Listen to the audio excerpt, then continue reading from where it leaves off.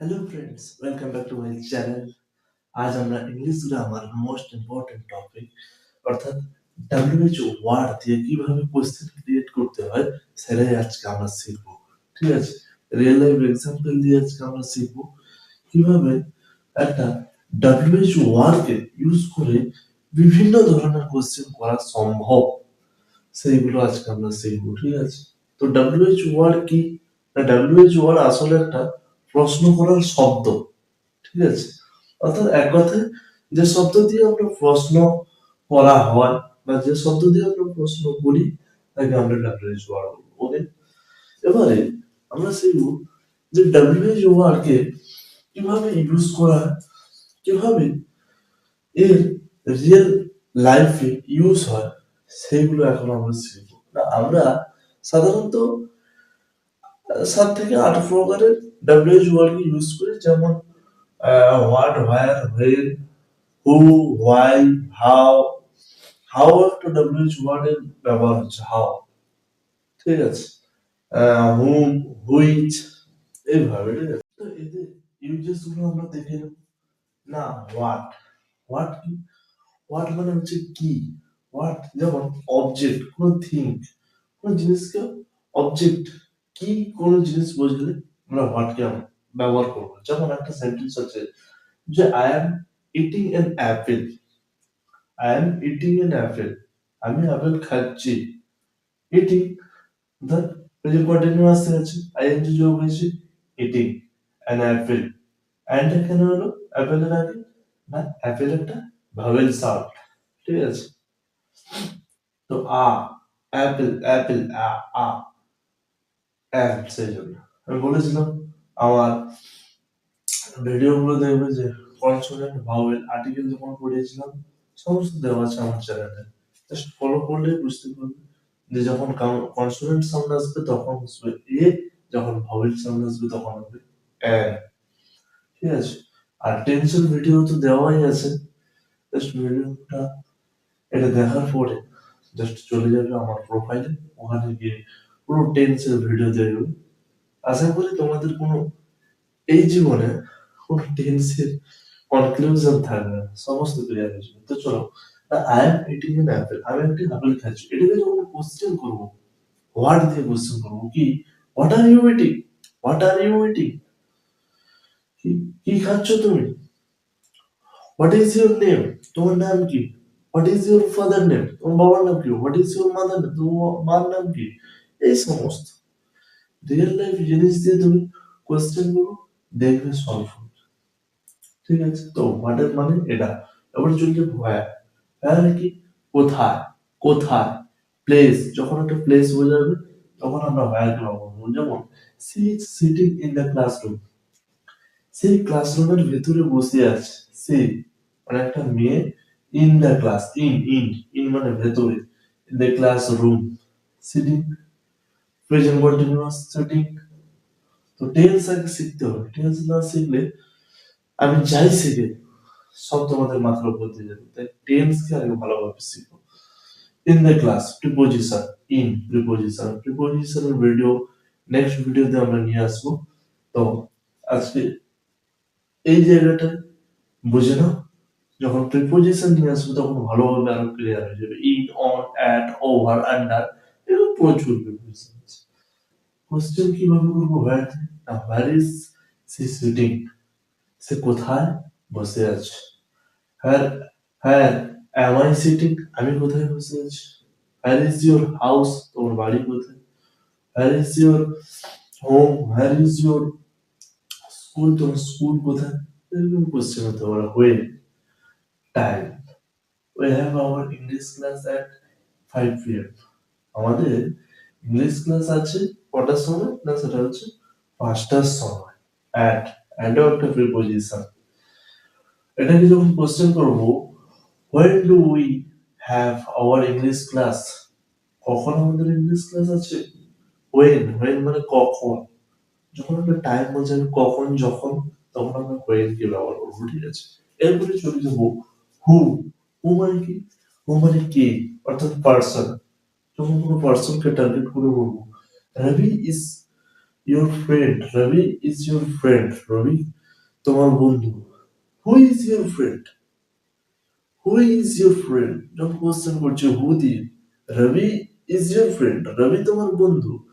But যখন আমি question করছি who is your friend, কে তোমার বন্ধু, কে তোমার বন্ধু, who is she, say K, who is man, who is man, সে কে, এইভাবে why, why মানে কি রিজন, যখন একটা রিজন জিজ্ঞাসা করবো why মানে কি কেন, why মানে কেন। একটা সেন্টেন্স আছে he is crying because he lost his pen, মানে he is crying সে কান্না করছে because কারণ he lost his pen, সে তার পেনটা হারিয়ে ফেলেছে তাই সে কান্না করছে। এটাকে যখন আমি কোশ্চেন করবো, কাউকে জিজ্ঞেস করবো, তখন আমি কিভাবে বলতে পারি why is he crying, সে কেন কান্না করছে। why is he playing, সে কেন খেলবে না। why is he not playing, সে কেন খেলবে না। সে কেন খাচ্ছে না, why is he eating, সে কেন খাচ্ছে না। যখন আমরা না বাদক শব্দ নিয়ে আসবো তখন নট বসাবো সাবজেক্টের পরে। why is he not playing, এইভাবে হাউ, হাউ কি না কিভাবে, যখন একটা মেথড ম্যানার বোঝাবে তখন আমরা হাউ কে ব্যবহার করবো। যেমন সেন্টেন্স আছে she goes to school by bus, সে স্কুলে যায় কার দ্বারা, বাসের দ্বারা, বাই বাসের দ্বারা স্কুলে যায়। Question how does she go to school, সে কিভাবে বাসে যায়। হাউ ডাজ, স্যার ডাজ এলো কেন, ডাজ আসার কারণ এখানে আছে সিঙ্গুলার সি তাই ডাজ আসছে, যখন প্লুরাল থাকবে তখন টু আসবে। যেমন যদি এখানে ইউ থাকতো তখন এখানে মাস্ট ডু আসতো। যখন সি হি ইট কোনো নেম থাকবে তখন ডাজ আসবে। How does she go to school, whom, whom মানে কি কাকে, হুম ডিড ইউ মিট, সে কার সাথে দেখা করলো, হুইচ, হুইচ, হুইচ মানে কোনটি, এটা choice. Which book do you want, সে কোন বইটি চায়, ওয়ান মানে চায়। Which book do you want, দেখো দেখো এখানে প্লুরাল আছে ইউ, তারপর ডু আসছে আসছে। জাস্ট টেন্স কে ভালোভাবে শিখতে হবে, তাই দয়া করে তোমাদের বলছি আগে এটা দেখার আগে আগে টেন্সটাকে ভালো করে শিখে আসো। আমার পুরো 12 টেন্সের ভিডিও আছে, দয়া করে টেন্সটাকে আগে শিখে আসো, তারপরে দেখবে যাই শেখাবো ফটাফট তোমাদের মাথায় ঢুকে যাবে, ঠিক আছে। যেমন এবিসিডি শেখার পরে ইংলিশে তুমি ওয়ার্ড তৈরি করতে পারো, ইংলিশে ধীরে ধীরে সেন্টেন্স তৈরি করতে পারো, ইংলিশে ধীরে ধীরে ফ্রেজেস শিখে ফ্লুয়েন্সি কথা বলতে পারবে। তেমনি এখানেও আগে টেন্স তোমাকে ভালোভাবে শিখতে হবে, তারপরে এগুলো শিখবে, দেখবে আস্তে আস্তে সব ক্লিয়ার হতে থাকছে এবং তুমি একজন সফল লার্নারের দিকে এগিয়ে যাবে, সফল স্পিকারের দিকে এগিয়ে যাবে, ঠিক আছে। তো এই ডাব্লিউএইচ ওয়ার্ড কিছু স্ট্রাকচার আছে, যেমন ডাব্লিউএইচ ওয়ার্ডে দিয়ে আমরা অক্সিলারি ভার্বকে ইউজ করে কিছু সেন্টেন্স বানাতে পারি। যেমন WH word plus auxiliary verb plus subject plus main verb plus object. Where do you live, where do you live তুমি কোথায় থাকো।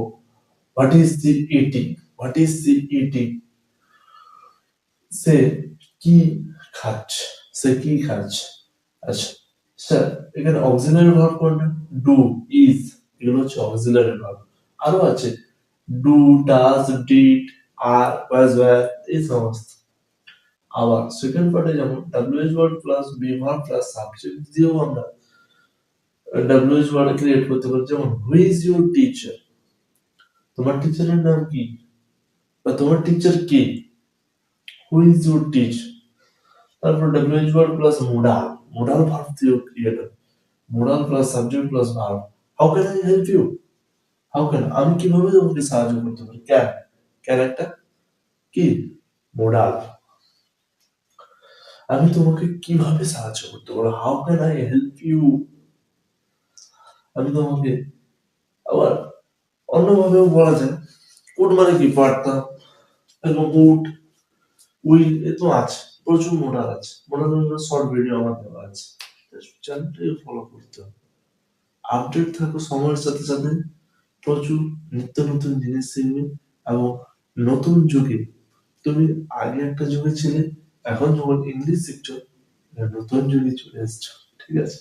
নতুন যুগে নতুন নতুন জিনিস শিখো এবং চ্যানেলটাকে আমাকে ফলো করো, চ্যানেলটাকে ফলো করো, দেখবে খুব সহযোগিতা তোমাদের হবে, তোমাদেরই ভালো। আমি কোনো টাকা পয়সা নিয়ে পড়ি না, তোমরা দেখলে তোমাদেরই উপকার হবে।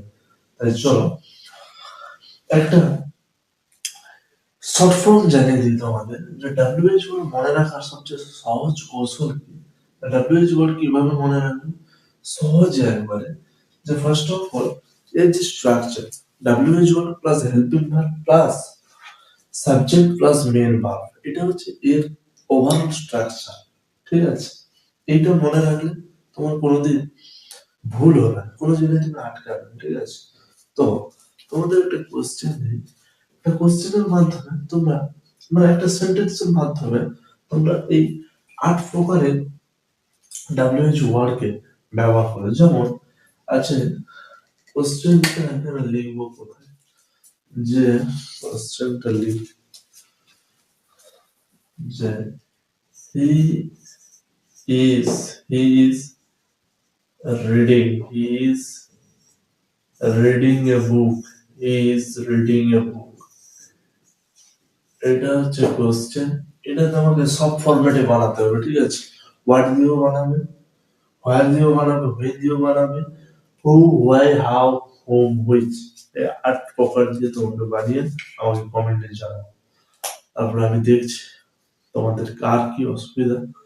নেক্সট ভিডিওতে আরো অ্যান্সার শিটের সাথে তোমাদের ভিডিও নিয়ে আসবো, তবে কমেন্টে যদি বেশি থাকে, ঠিক আছে? তো আজকে এখানেই শেষ। যদি ভিডিওটা ভালো লাগে একটা লাইক, একটা সাবস্ক্রাইব করে যাবে, আর ভিডিওর কমেন্টে জানিয়ে যাবে ভিডিওটা কেমন হলো, ঠিক আছে? আর বন্ধু বান্ধবদের শেয়ার করতে ভুলবে না, কারণ একসাথে শিখলে তোমাদের খুবই উপকৃত হবে, ঠিক আছে? তো আজকে এখানে শেষ। থ্যাংক ইউ গাইস, ততক্ষণে জয় হিন্দ, জয় ভারত, বন্দে মাতরম।